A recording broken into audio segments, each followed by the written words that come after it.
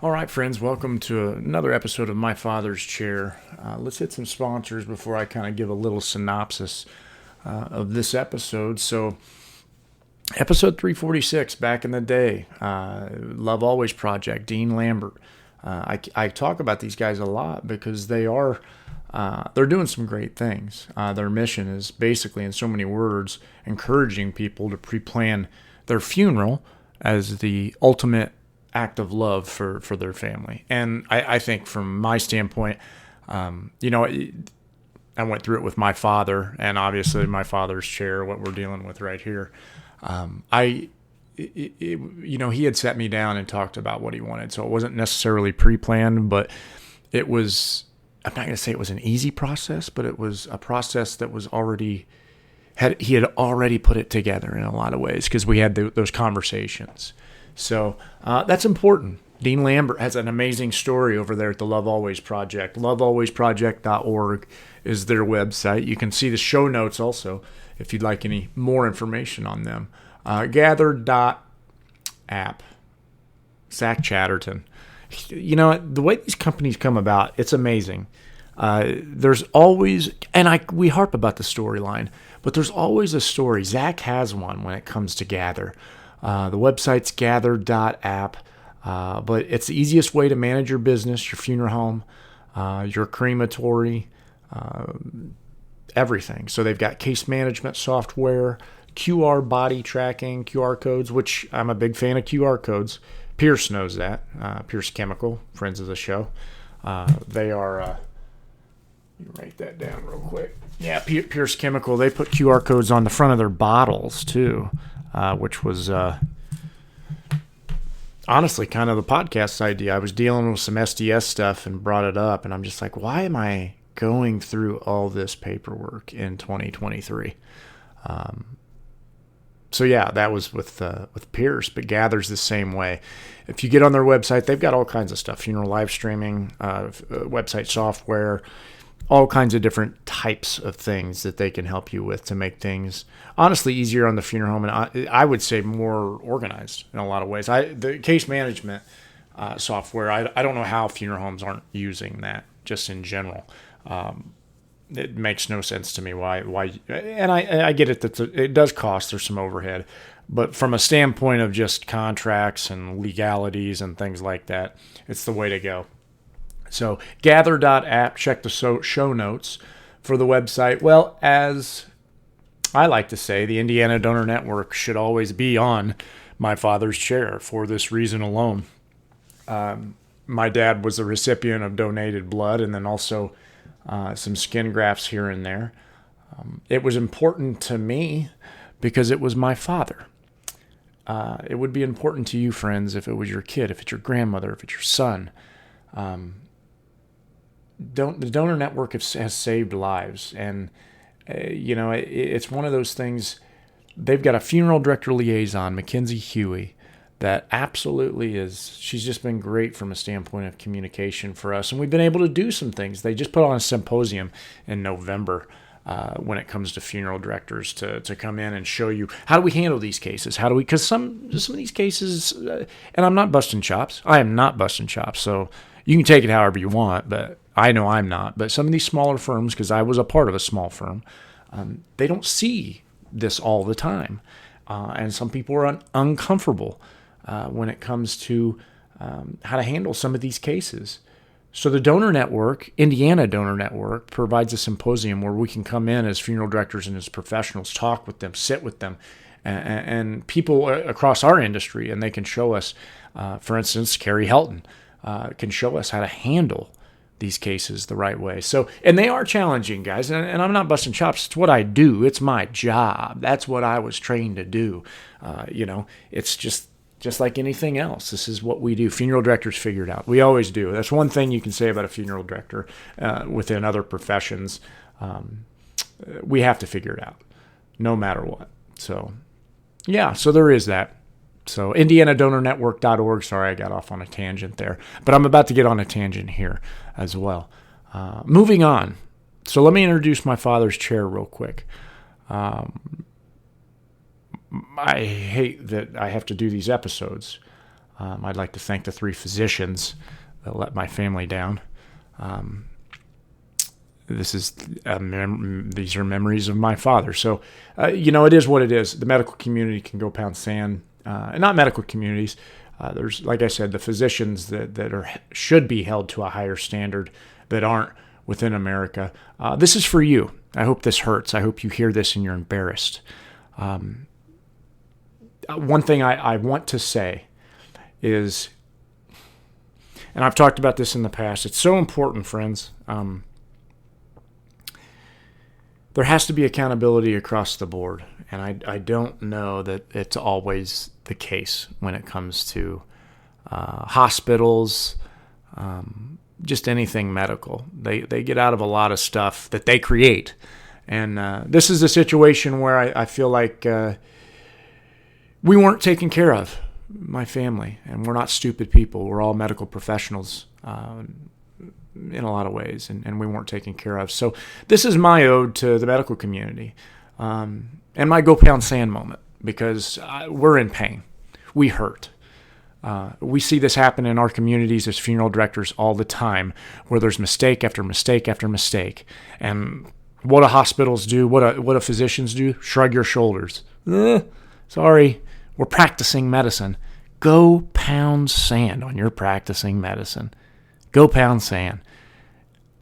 So physicians aren't held to the same standard, I would say, as the regular individual. I would say the funeral professional. Look at the legalities if we cremate the wrong body. That's a dead body. And look at the legalities there that come into play for a funeral director. Physicians aren't held accountable. And I don't know how I can say that, because I've been through it. And I will say it. And I'd be more than happy. Oh, gosh, I'm getting sideways. Moving on. Let me explain the episode. Sorry, guys. These are real. The intros and the outros are real. And I want to talk about this. This is an episode where a few days before, my mother came over to the house. And she had brought Dad's stuff. Still in April, I believe. Still very, very new. But she brought things over. And it's amazing, guys, if you can just take in moments in time. And our sensors are so crazy. They just are so crazy, because certain moments, certain sounds, certain smells can take you back in time so quickly. And that's what happened. My mother brought clothes over. My mother brought cufflinks. My mother brought all kinds of different personal items that were my father's. And we sat, we talked, we reminisced. I've been reminiscing a little bit on YouTube, putting some stuff up, cleaning the ambulance with my dad at the funeral home. And that's tough for me. I miss those moments. And,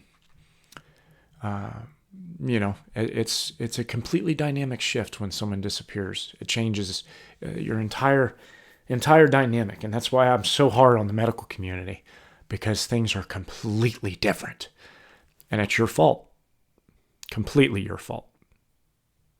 So there's that. But I took my dad's gloves and I put them up to my nose. And I've talked about this with some speeches I've given and whatnot. But the idea of, how in a moment in time, a smell just takes your thought process back to that, where you were at. You feel the moment. You feel all of it. You feel the emotion. You remember what you were doing. You can hear. It's what's crazy is, it's crazy when you smell something. You can hear, you can see, you can hear everything.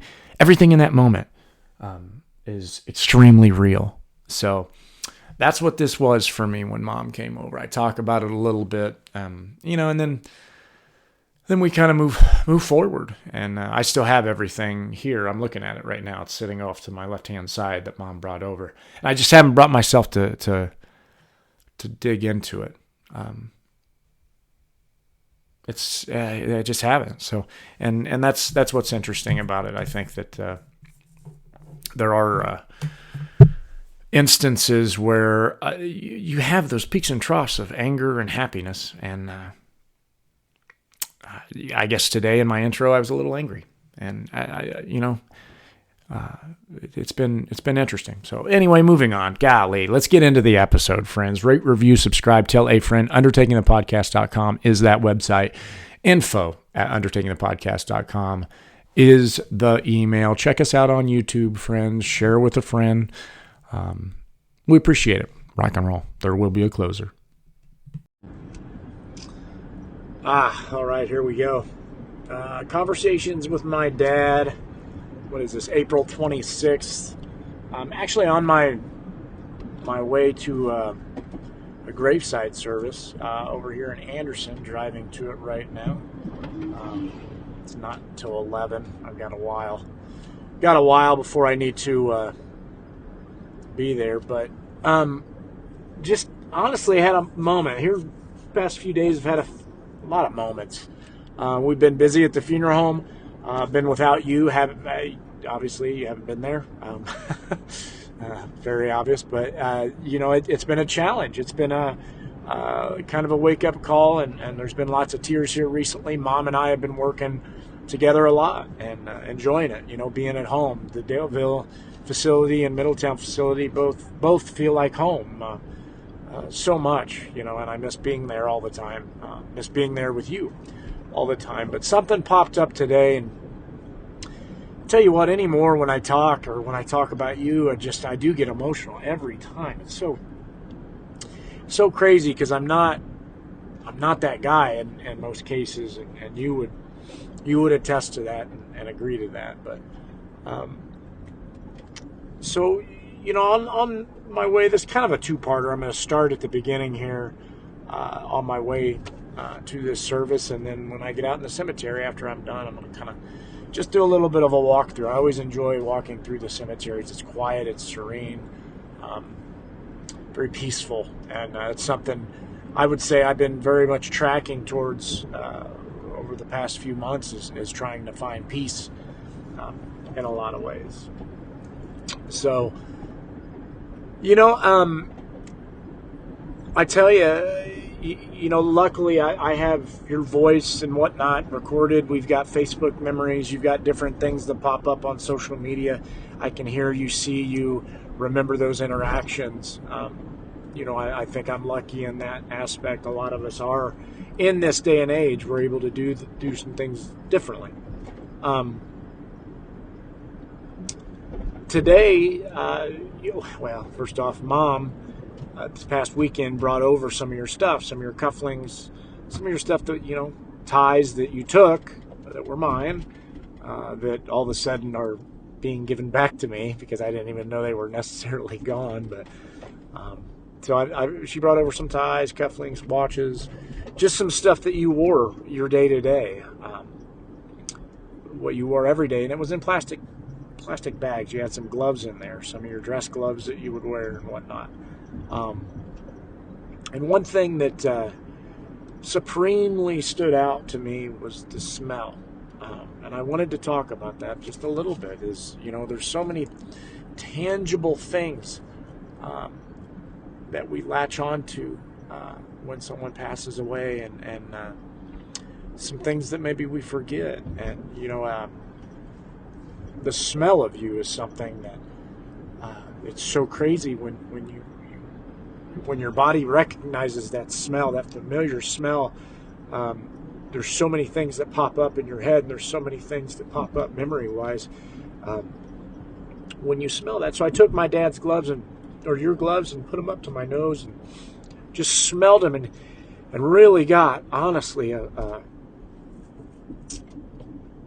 got your essence. I got your smell. It felt like you for a minute. It really felt like, it just hit different. Smelling you, it was almost like you were in the flesh for a minute. So it was wild. But we forget that. I had forgotten your smell, and it just hit, and it just kind of I just kind of was overcome with happiness, with joy, with lots of things. But well, not really grief, I guess, but I don't know. It's just a moment of reality for me. There's so many tangible products that we latch onto, and I don't know. I don't know if that smell will ever go away. That's in your gloves or on your clothes or your suits or your ties. I don't know, but I'm sure being out in the elements, it probably will. But it was just something that uh, hit wildly different today, and I don't know, just processed it differently. And yeah, I think like I said, I've been going through a lot of things. Mom's been, going through things, and we've seen all these tangible things. And, when I go upstairs into your apartment above the Daleville facility, I go to your chair that you would sit at, and I